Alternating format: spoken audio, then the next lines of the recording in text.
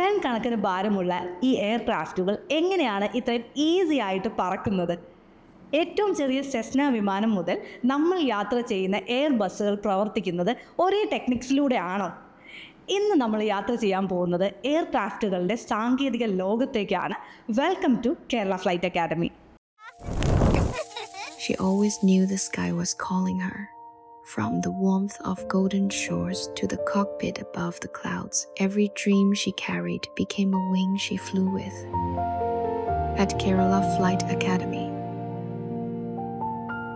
India's first hybrid hangar campus, her journey begins. Your sky, your story. വിമാനങ്ങൾ എങ്ങനെയാണ് പൊങ്ങുന്നത്? വിമാനങ്ങളെ ഉയരാൻ സഹായിക്കുന്നത് അതിൻ്റെ ചിറകുകളാണ്. ഈ ചിറകുകളെ എയറോഫോയിൽ എന്നാണ് വിളിക്കുന്നത്. ചിറകുകൾ പൊങ്ങുന്ന സമയത്ത് മുകളിലൂടെയുള്ള വായുസഞ്ചാരം വേഗത്തിലും താഴെ പതുക്കെയുമാകുമ്പോൾ മുകളിലെ വായുസമ്മർദ്ദം കുറയുന്നു. ഈ മർദ്ദ വ്യത്യാസമാണ് വിമാനങ്ങളെ ഉയരാനോ അല്ലെങ്കിൽ ലിഫ്റ്റ് ചെയ്യാനോ സഹായിക്കുന്നത്.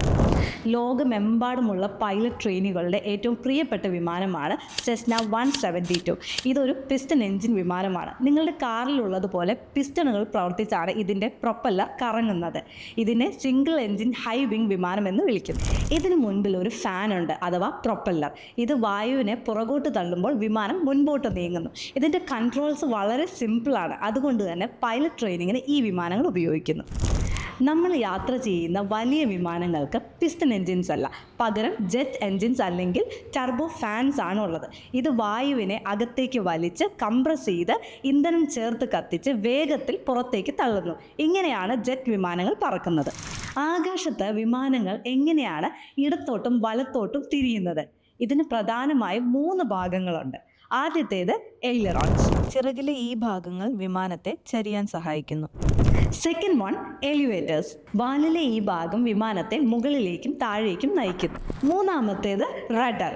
വാലിലെ ലംബമായ ഈ ഭാഗം വിമാനത്തെ ഇടത്തോട്ടും വലത്തോട്ടും തിരിയാൻ സഹായിക്കുന്നു. ആധുനിക വിമാനങ്ങളിൽ ഒന്നിലധികം എഞ്ചിനുകളുണ്ട്. അതുകൊണ്ട് തന്നെ ഒരു എഞ്ചിൻ ഫെയിലിയർ ആവുന്ന സമയത്ത് രണ്ടാമത്തെ എഞ്ചിൻ യൂസ് ചെയ്ത് സേഫായിട്ട് ലാൻഡ് ചെയ്യാൻ സഹായിക്കുന്നു. അതോടൊപ്പം തന്നെ autopilot, anti collision system തുടങ്ങിയ ഒരുപാട് പുതിയ സേഫ്റ്റി ഫീച്ചേഴ്സും ഇന്നത്തെ വിമാനങ്ങളിൽ ലഭ്യമാണ്. ഇന്ന് നമ്മൾ ചെറിയ സെസ്ന മുതൽ ഏറ്റവും വലിയ എയർബസുകളെ കുറിച്ചുള്ള ഒരുപാട് കാര്യങ്ങൾ അറിഞ്ഞു കഴിഞ്ഞു. അപ്പോൾ ഇന്നത്തെ വീഡിയോയിലുള്ള ഇൻഫർമേഷൻ നിങ്ങൾക്ക് എല്ലാവർക്കും യൂസ്ഫുൾ ആയിട്ടുണ്ട്, ഇഷ്ടമായിട്ടുണ്ടെന്നൊക്കെ എക്സ്പെക്റ്റ് ചെയ്യുകയാണ്.